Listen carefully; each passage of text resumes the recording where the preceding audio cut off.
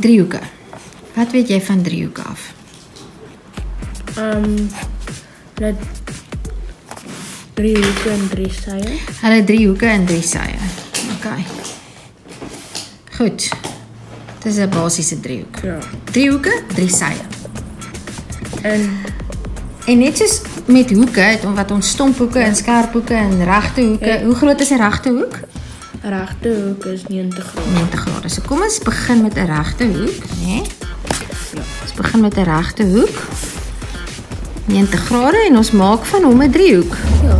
Wat noem ons hierdie ouetjie? 'n regte driehoek. 'n regte driehoek. Dis nie 'n speel driehoek nie.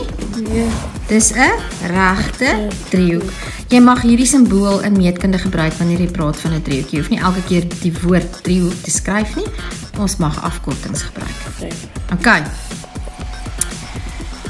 Dis 'n regte driehoek. Nou kry ons nog 'n spesiale mens kan miljoene soorte driehoeke bou, né? Maak. Maar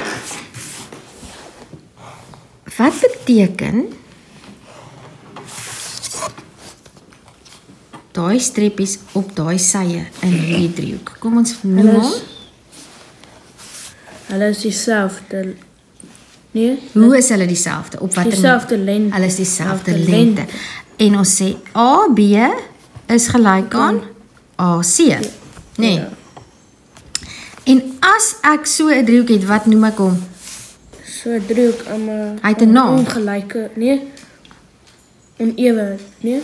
Watter dele van hom is gelyk? 'n driehoek. Watter dele van hom is gelyk? Nee, twee. Twee wat? Twee twee. Wat noem ons daai oudjies?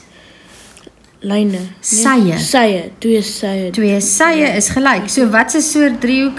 Dit is 'n OK, daar's as daar twee, wat kan hierdie ding ook wees? Kom ek maak gou so. Soos wat lyk daai sye? Jy moet hierdie sinnetjie moet jy uit jou kop uitleer. Die som van die binnehoeke van 'n driehoek,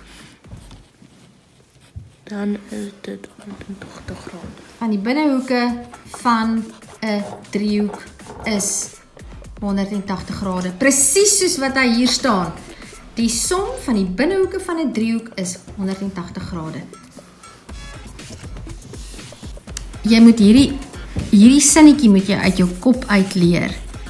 Die som van die binnehoeke van 'n driehoek,